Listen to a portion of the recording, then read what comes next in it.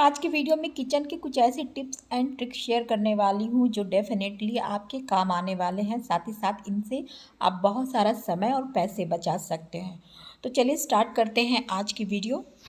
तो सबसे पहला जो हैक है वो है इस तरह का एक मैट, जिसको मैंने पुरानी तौलिए से बनाया है और थोड़े से छोटे छोटे कपड़े मिलाकर मैंने बनाया है। आपको इतना करने की ज़रूरत नहीं है, आप सिर्फ एक तौलिए का भी यूज़ यहाँ पे कर सकते हैं। पुराना टॉवेल है तो उसका यूज़ कर लीजिए। इसका काम ये है कि किचन में जब भी हम आटा गूंथते हैं तो काउंटर पे बहुत ज़्यादा आटे वाला बर्तन जो है स्लिप करता है। इस तरह का अगर एक आप बना लेंगे ना तो बहुत आराम से वो जो स्लिप नहीं करेगा, आराम से आप गूंथ पाएंगे। इसके अलावा जब रोटियां बेलते हैं तो भी चकला हमारा इधर उधर मूव करता है। इसकी वजह से चकला एक जगह रहेगा और आप आराम से रोटियां गूंथ पाएंगे। तो ये बहुत अच्छा ऑप्शन है घर में बनाने का। नेक्स्ट जो टिप है इस तरह के पैकेट्स के ऊपर है। मसाले के जो पैकेट हम ले आते हैं बस उनको कटिंग करते हैं और रिफ़िल कर देते हैं मसाले के डब्बों में। एक चीज़ करना हम भूल जाते हैं कि इनके जो बॉक्स होते हैं ना, इनको हम फेंक देते हैं। इसी पर इनकी एक्सपायरी डेट होती है कि कब तक हमें यूज़ करना है, वो चीज़ हम भूल जाते हैं।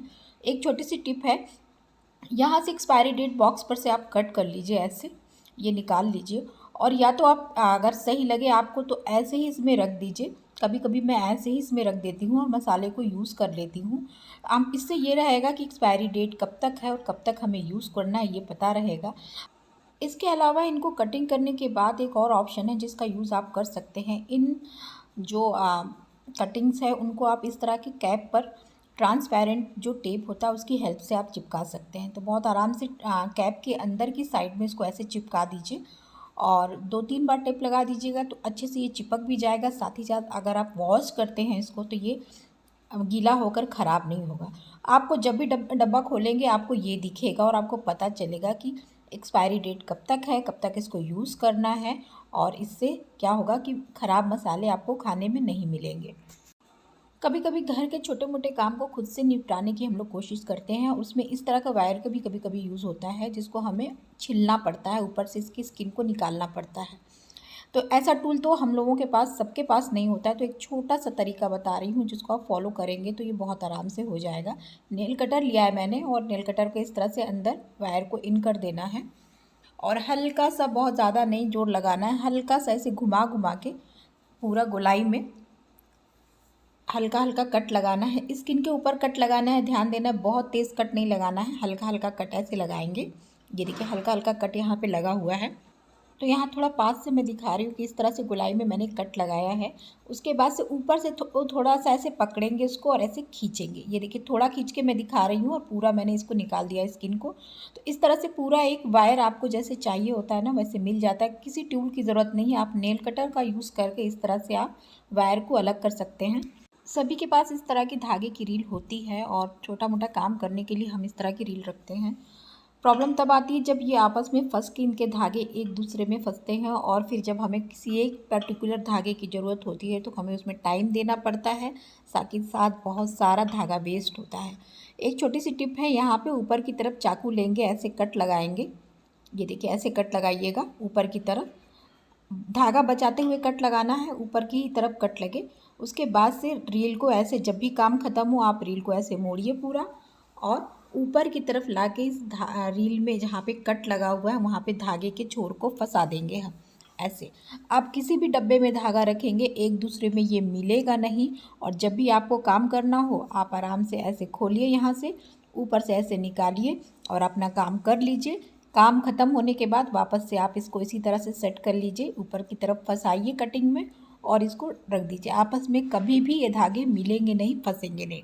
आपने भी नोटिस किया होगा जब भी मसाले के डिब्बे से एक स्पून हम मसाला निकालते हैं तो उसमें ऊपर तक वो भर जाता है। उसकी क्वांटिटी ज़्यादा होती है जिससे हम सही माप नहीं ले सकते हैं। एक छोटा सा हैक है जिसको ट्राई करेंगे आप तो करेक्ट आपको माप मिलेगा, एक स्पून का एक ही स्पून मिलेगा।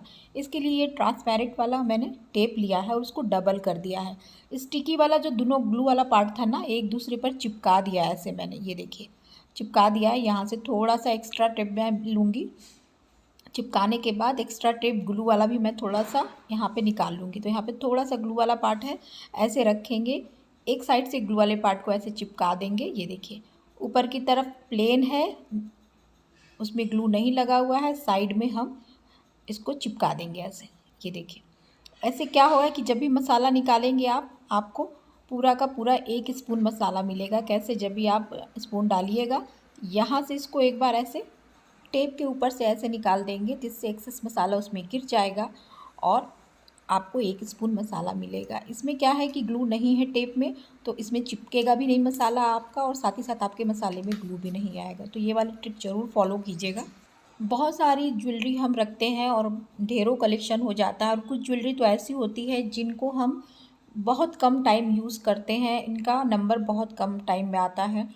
इनको कैसे मेंटेन रखा जाए, इनकी चमक कैसे बनाए रखा जाए, यहाँ एक छोटी सी टिप दे रही हूँ। एक सादा पेपर लिया है जिस पे ज्वेलरी का नाम मैंने लिखा है, तो इस तरह से अलग अलग पेपर में इनको आप रखेंगे तो ज्वेलरी ख़राब नहीं होगी। साथ ही साथ आपने कई बार देखा होगा कि पसीने की वजह से भी ज्वेलरी का कलर जो है चला जाता है, ख़राब हो जाता है। तो इसके लिए यहाँ पे पाउडर का यूज़ कीजिए और पाउडर को इस तरह से इसमें छिड़क दीजिए, थोड़ा सा मिक्स कर दीजिए और उसके बाद से पेपर को ऐसे ही फोल्ड करके हमें रखना है। जो ज्वेलरी आप पहनते नहीं हैं उसको इस तरह से रखेंगे तो सालों साल उसकी चमक बनी रहेगी, उसमें कालापन नहीं आएगा। साथ ही उस पर नाम लिखिएगा, तो आपको ज्वेलरी को निकालने में, फाइंड करने में टाइम नहीं लगेगा। फटाफट आप उस कागज़ को निकालिए, उसमें से ज्वेलरी निकालिए और जब यूज़ कर लें आप तो वापस से उसी में रख दें। तो बहुत ही सिंपल तरीका है रखने का। नेक्स्ट जो टिप है इस तरह के छोटे छोटे दही वाले कंटेनर के ऊपर है। आपके घर में भी इस तरह के कंटेनर आते हैं और आप उनको फेंक देते हैं, तो आप अपना ढेरों नुकसान करते हैं। इन कंटेनर का कैसे यूज़ करना है, चलिए मैं आपको एक नया तरीका बताती हूँ। इन कंटेनर को मैंने अच्छे से धूप में सुखा लिया था धोने के बाद, और उसके बाद से सूखे कपड़े से इनको अच्छे से क्लीन कर लिया था। अब मैं इस रखने जा रही हूँ इस तरह के पूरे अपने किचन के मसाले।